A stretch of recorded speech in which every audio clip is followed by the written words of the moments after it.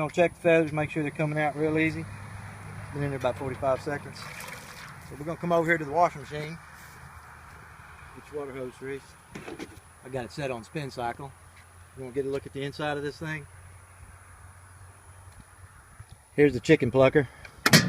We're going to get it rolling. Washing machine. And here we go. It's so big.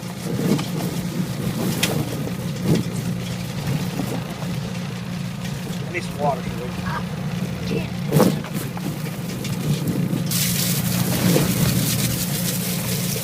The washing machine's not really strong enough to do it, but we're making it work. Kind of bouncing around in there a little bit. Everybody else on the internet said they used a washing machine, but they actually used a big old motor inside of a washer. I'm actually using a washing machine. So we're just taking it and folding it.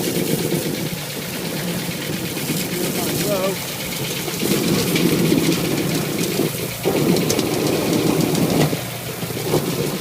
It doesn't get them 100%, but it gets them pretty darn good. And there you have it. Chicken plucking at the colony residence.